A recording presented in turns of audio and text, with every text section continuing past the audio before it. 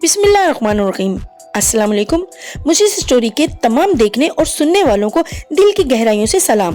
Viewers, आज की video भी बहुत स्पेशल होगी, इसे पूरा वॉच कीजिएगा। तो चलते हैं अपनी वीडियो की जानिब। क्या आप जानते हैं कि फिल्मों के एक्सीडेंट सीन कैसे शूट किए जाते हैं?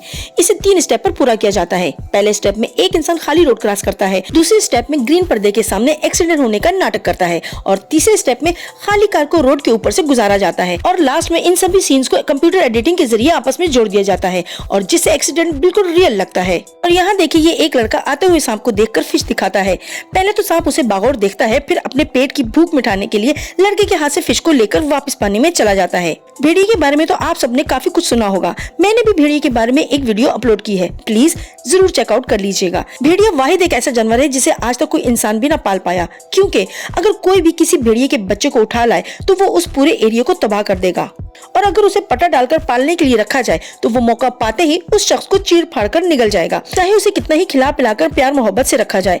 भेड़िए को गुलामी बिल्कुल पसंद नहीं है, भेड़िए को आजादी पसंद है। और आपने आज तक किसी भी भेड़िए को जू में भी नहीं देखा होगा, क्योंकि भेड़िए को हाथी और शेर की तरह ट्रेन भी नहीं किया जा सकता। भेड़िए को ट्रेन करना बहुत मुश्किल है और भेड़िए को अपनी जान से भी ज्यादा अपनी आजादी पसंद है।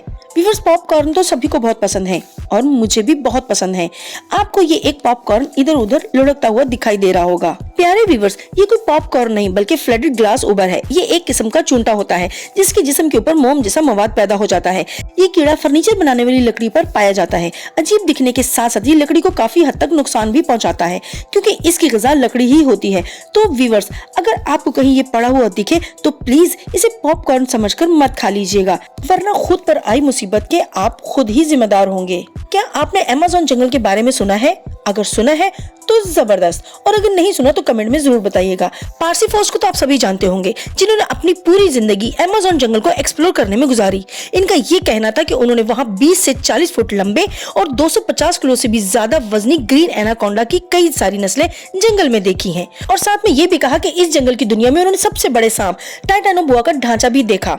टाइटानोबोआ एक बहुत बड़ा सांप है जो कि 50 फीट से भी ज्यादा लंबा था, जिसका वजन 1200 केजी यानी कि 1 टन से भी ज्यादा हो सकता है। ये सांप 60 मिलियन साल पहले जिंदा हुआ करता था और डायनासोर के खत्म होते ही ये भी सफाई हस्ती से मिट गया। हालांकि कुछ लोगों का कहना है कि टाइटानोबोआ अभी भी अमेज़न के कुछ हिस्सों में मौजूद है।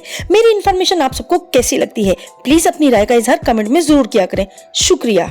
तो व्यूअर्स, मुझे ये बताएं कि मेंढक से किस किस को डर लगता है? वैसे मेंढक जहरीले भी बहुत होते हैं, इवन के आप इनको हाथ भी नहीं लगा सकते। जैसे कि गोल्डन फ्रॉग, इसकी स्किन इतनी पॉइजनस होती है कि हम इस मेंढक को छू भी नहीं सकते। पर आप सब परेशान मत होइए, आज मैं आप सबको किसी जहरीले मेंढक से नहीं बल्कि उदास मेंढक से मिलवाती हूँ, जिसको अफ्रीकन रिबन फ्रॉग कहते हैं। ये मेंढक अमीबिया और साउथ अफ्रीका में पाए जाते हैं। दिखने में ये अफ्रीकन स्किन के ही लगते हैं, पर आप इसके ब्लैक कलर पर मत जाइएगा। इसकी उदासी को नोट करें। इनकी उदास शक्ल देखकर ऐसा लगता है जैसे ये बेचारे बड़े ही गमगीन हैं और ये जहरीले बिल्कुल भी नहीं होते, सच में। पर जो भी है, इनकी उदासी उन्हें बहुत ही क्यूट बनाती है ना?